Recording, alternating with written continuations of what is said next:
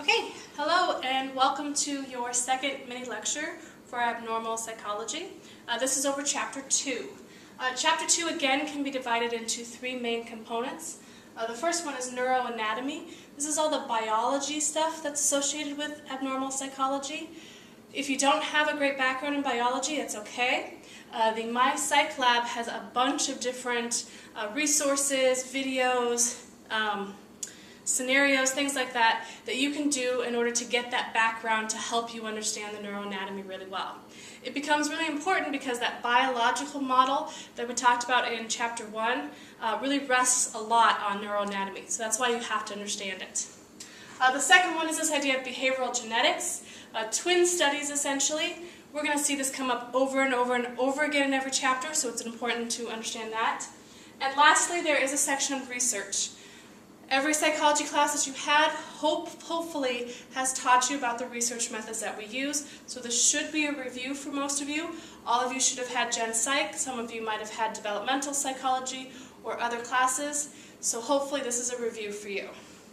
Starting with neuroanatomy very quickly, some of the things I really want you to focus on, it's important to kind of know a good brief understanding of all of it, but I want you to focus on the lobes of the brain. The lobes are the frontal lobe, parietal lobe, occipital lobe, temporal lobe. The one that we're going to see over and over again is the frontal lobe. There's a lot of stuff that happens in this frontal lobe, which is right here in our brain, and it's going to be connected with a lot of different illnesses. I also want you to focus on the limbic system. The limbic system is a set of sort of brain organs that are inside of our brain, right in the middle of our brain. In particular, I want you to get familiar with the amygdala. The amygdala is sort of the emotion center of the brain. We're going to see that come up over and over again. So a lot of mental illnesses have problem pathways between the amygdala and the frontal lobe. So that's where a lot of the disturbances are. The other thing in neuroanatomy that you really need to understand well is this idea of neurotransmitters and how they work. So if you don't understand that, make sure you're looking at some of those simulations on MyPsychLab. Make sure you're reading that section of the chapter over and over again. So these are two neurons. Neurotransmitters pass between neurons in what we call the synaptic gap. And oftentimes what goes wrong with mental illness is that you have too much of these neurotransmitters, too few of these neurotransmitters, or they're just not working at the times that they need to. So make sure that that makes sense to you, because that's really how medication works. That's why people take Prozac for depression and Xanax for anxiety. It's because of these neurotransmitters. That's what we're trying to fix. So that's the neuroanatomy part. Behavioral genetics is what we call this idea of twin studies, looking at sort of how mental illness runs in different families. In particular, you'll hear a lot about the studies looking at monozygotic twins, which are basically identical twins, versus dizygotic twins or fraternal twins.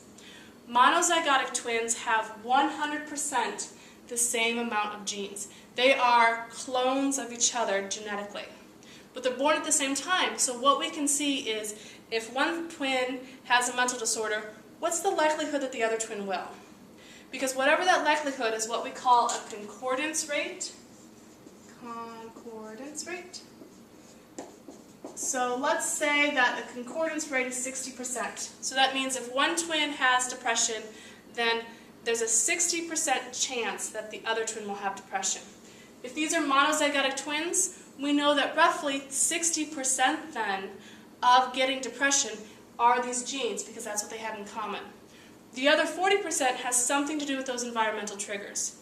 This essentially is the biopsychosocial model that we talked about in Chapter 1.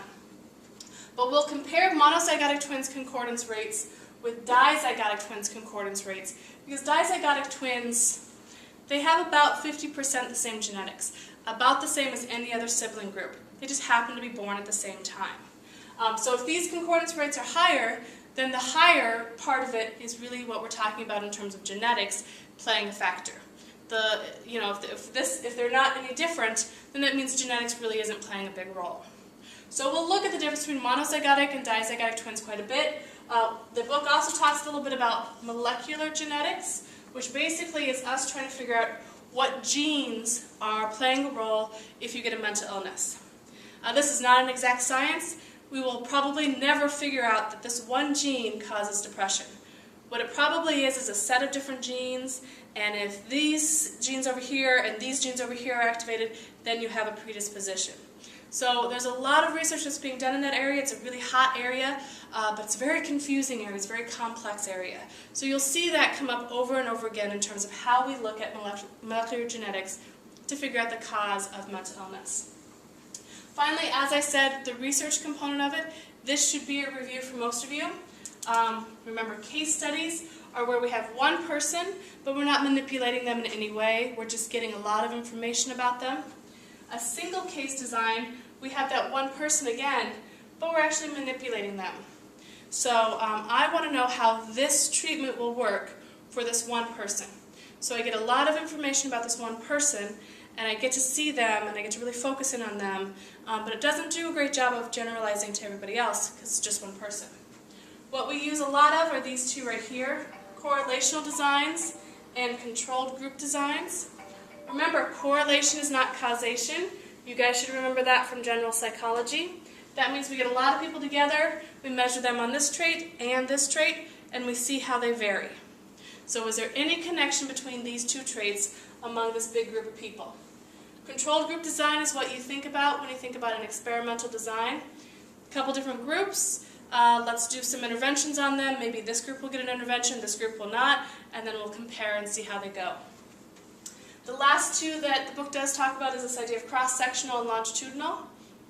Those who have had developmental psychology have probably been exposed to this before. This means change over time. So in a cross-sectional study, I'm looking at different age groups. So I'm going to get a group of 5-year-olds, I'm going to get a group of 10-year-olds, and a group of 15-year-olds, and I'm going to measure them all on some sort of trait, and I'm going to see what the difference is. So then I can say that a 5-year-old does not have abstract thinking, but a 15-year-old does. And so what I'm then hopefully making a conclusion of is that abstract thinking comes over time. In a longitudinal design, I pick one group of people, and I compare them when they're 5, then I wait 5 years, and I compare them when they're 10, and then I wait another 5 years, and I compare them when they're 15. So it's one group that I'm following over time versus a bunch of different groups that are in different age groups. So we do use that for abnormal psychology because we really kind of want to see what the progression of an illness might be. And we are starting to see that people who have mental illness later on in life, if we have started researching them, if we've looked at them early on, we can actually see some early signs. So that's what we use those kinds of designs for. So that's a background on research. That's a snapshot of Chapter 2. Chapter 2 is really heavy in biology, but it's important because there's so much biological etiology out there now. You have to understand what is the brain in order to understand what's going on in the brain when we're talking about mental illness. If you have questions, make sure you're emailing me, and good luck on your first exam.